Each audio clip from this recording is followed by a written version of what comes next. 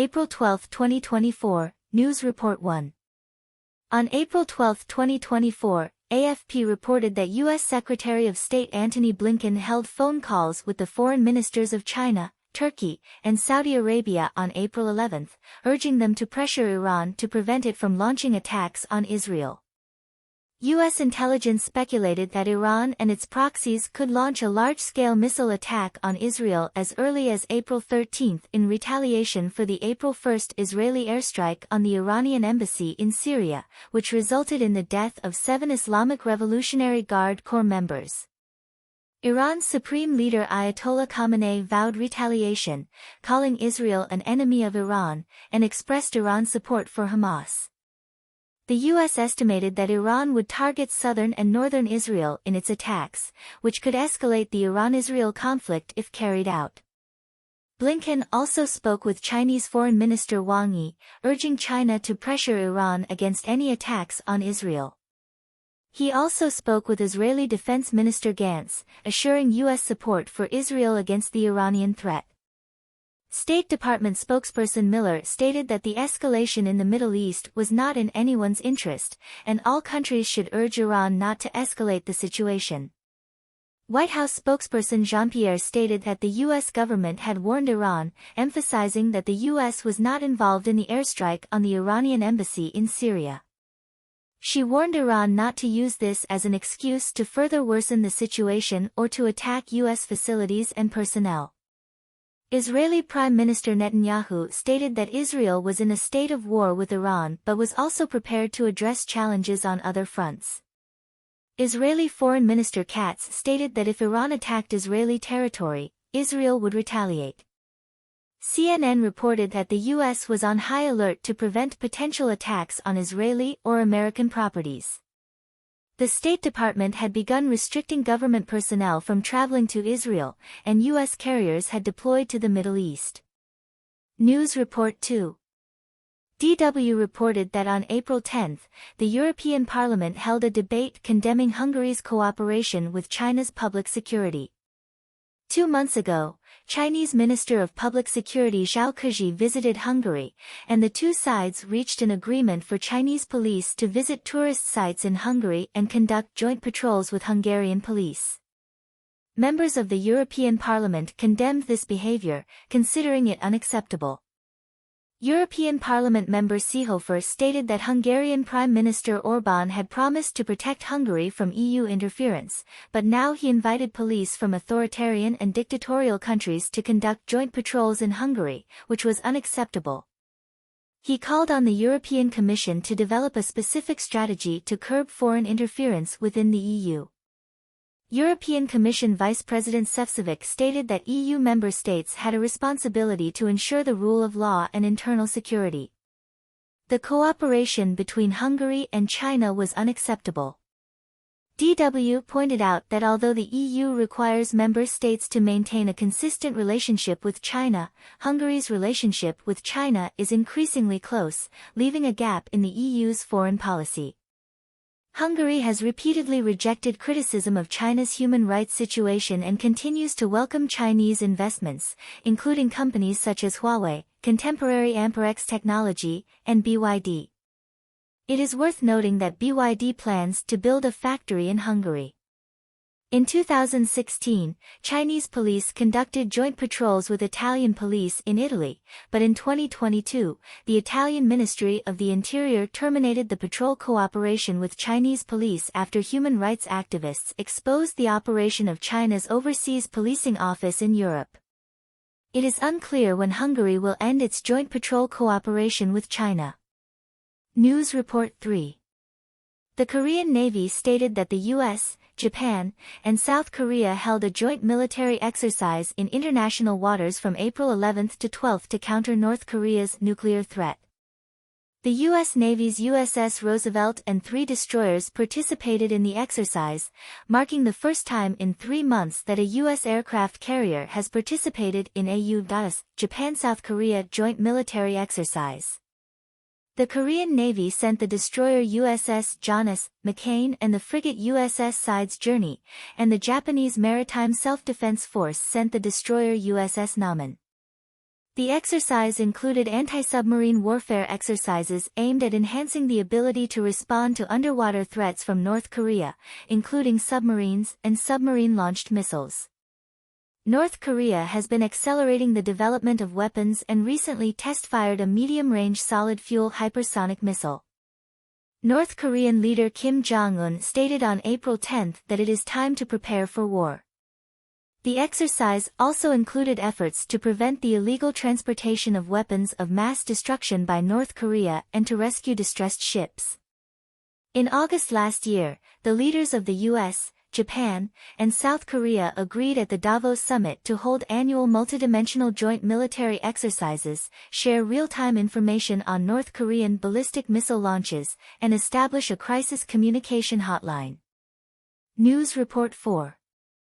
VOA reported that bipartisan lawmakers in both houses of the U.S. Congress introduced a bill on April 11 called the Open Translation Center Act, which calls on the federal government to establish a translation and research institution responsible for translating public materials from countries such as China and Russia, including government documents, for the public to read and access.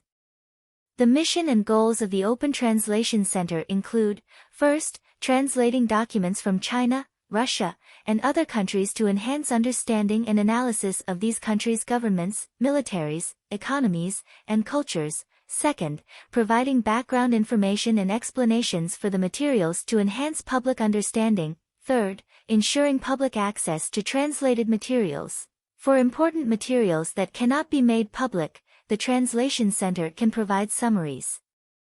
And fourth, training analysts and language experts.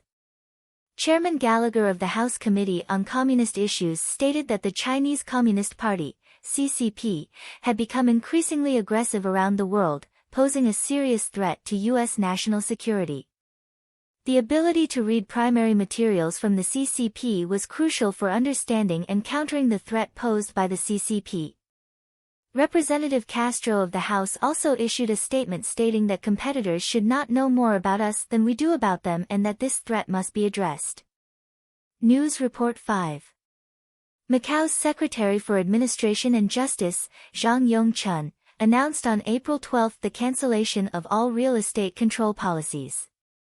After the legislative approval, Macau will cancel 3 taxes on buying houses, including the stamp duty, the special stamp duty for selling within 2 years of purchase, and the additional stamp duty for non-residents buying houses. Now anyone buying a house in Macau can loan up to 70% without having to pay the special stamp duty. In the past, ordinary people could only loan up to 60% when buying a house in Macau. In 2010, Chinese people rushed into Macau to buy houses, causing a skyrocketing of housing prices. In order to control the overheated market, the Macau government introduced real estate restriction measures. However, in the past 2 years, real estate transaction volume has dropped, especially in 2021, more than 5,000 transactions were made, but last year there were only over 2,000 transactions. Due to the weak economy, the tourism industry has not recovered, and interest rates remain high. The real estate market is clearly sluggish, and Macau residents are also reluctant to change houses easily, so all measures restricting the property market have been cancelled. News Report 6. Penpai News reported that some homebuyers in Zibo City, Shandong Province, Shangqiu City and Xinjiang City in Hunan Province, and Kaifeng City have left messages online saying that they were told they could receive subsidies when buying homes, but they have been waiting for a long time and have not received them yet.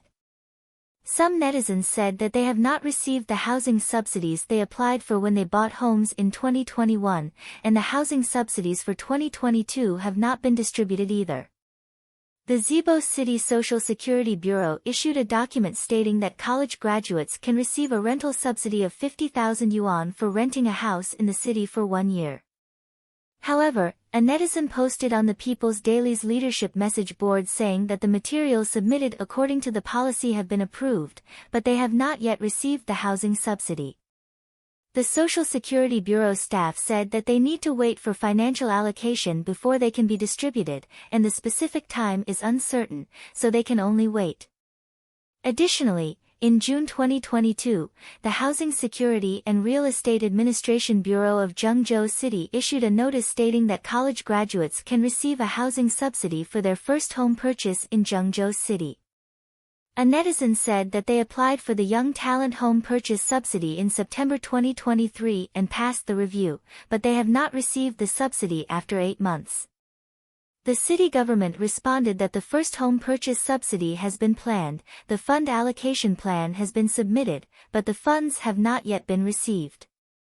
Once the funds are received, they will be distributed as soon as possible. These situations have attracted the attention and questioning of homebuyers, with some expressing expectations for these subsidies. News Report 7. Taiwan's incoming Premier Cho Young-tai announced the second batch of cabinet members at a press conference on April 12. Among them, the Minister of the Interior will be taken over by former legislator Lu Shifang, and the Minister of Transportation will be taken over by the current Secretary-General of the Executive Yuan, Li Mengyan. It was confirmed that writer Xiao Yi will take over as Minister of Culture. Xiao Yi, whose real name is Li Yuan, is a famous writer in Taiwan and also a screenwriter. In his early years, he was one of the promoters of the Taiwan New Wave cinema along with Ho Xiaoxin and others. Cho Young-tai said that many ministers began reading Xiao Ye's works and watching his movies when they were young, hoping that Taiwan will become a place with a real cultural heritage and will become a great country of culture and civilization. Former Taiwan leader Lai Ching-te expressed on Facebook that the new cabinet members are all professionally knowledgeable and experienced, and he looks forward to them continuing to work hard on May 20, after officially taking office, to find new ways to solve old problems and to find good solutions to new problems. News Report 8. Data released by Japan's Ministry of Internal Affairs and Communications shows that as of October 1 last year, Japan's population was 124 million, a decrease of 595,000 from the previous year, marking a record low decrease in population for the 13th consecutive year. Among them, the number of Japanese citizens decreased by 837,000, reaching the highest level of decrease in history. In terms of geographical division, the population in Tokyo and its surrounding areas has been increasing for 2 consecutive years, while the population in the other 46 prefectures has been decreasing. The data shows that Japan's population continues to age, with the population aged 75 and over reaching 2.07 million, an increase of 710,000 from the previous year, exceeding 20 million for the first time. The Japan Population and Social Security Research Institute pointed out that the size of Japanese families is shrinking, and it is estimated that by 2033, the average household size in Japan will drop to less than 2 people, averaging 1.99 people. The ratio of one-person households is expected to increase from 38% in 2020 to 44.3% in 2050, meaning that nearly 1 out of every 4 people will be living alone. By 2050, 26% of the total population will be elderly people living alone aged 65 and over. With the increasing number of elderly people without close relatives, Japan urgently needs to strengthen care for the elderly and daily living care services. News Report 9. Radio France Internationale reported that the Hong Kong District Court ruled on April 11 that Portuguese national Wong King-fung was guilty of conspiracy to incite and sentenced him to 5 years in prison. Wong King-fung, 41, moved from Hong Kong to the UK early in his life and registered and established the Hong Kong Independence Party in the UK in 2015. His manifesto advocates for Hong Kong's independence from Chinese rule, becoming a neutral region with its territory jointly managed by Britain and the United States, and calls for British and American troops to be stationed in Hong Kong. Wong King-fung promoted his manifesto online and posted 42 posts on 6 social media platforms about Hong Kong independence. In 2022, Wong King-fung was arrested by the Hong Kong National Security Police when he returned to Hong Kong from the UK to visit relatives. District Court Judge Lien Chunhung said during sentencing that Wong King-fung already has a Portuguese passport, works in a foreign country, and should be loyal to another country, not influenced by Sino-Hong Kong politics. In addition, Australian human rights lawyer Tarrant published an article, calling on the judge Li Sulan who tried Wong Qingfeng's case, reminding her not to abuse legal knowledge to become a tool for the Hong Kong government to suppress human rights and undermine the rule of law. Tarrant grew up in Hong Kong, and Li Sulan was his classmate. News Report 10. CNBC reported that Americans are rushing to buy 1-ounce gold bars at Costco stores. According to reports, Costco sold $100 million worth of gold bars in the first quarter of this year. These 1-ounce pure gold bars are priced at $2,069.99 on Costco's website and are usually sold out within a few hours of being listed. Costco stipulates that each member can only purchase 2 gold bars and cannot be refunded. Wells Fargo estimates that Costco's profit from gold bars is not too high, but it can drive sales of other products. From October to December last year, Costco's online store sales increased by 18%. Gold is seen as a traditional investment, but its price has risen by 12% since the beginning of this year, and young people are starting to buy gold, especially in China. According to Agence France-Presse, after this year's Spring Festival, there was a surge of people at the gold bar counters in Chinese shopping malls. Statistics from the World Gold Council show that last year, gold jewelry consumption in China increased by 10%, and gold investment increased by 28%. The increase in young people buying gold may reflect their insecurity about the future and their desire to preserve value through gold. In addition, geopolitical tensions could lead to war, so people holding gold may feel more secure.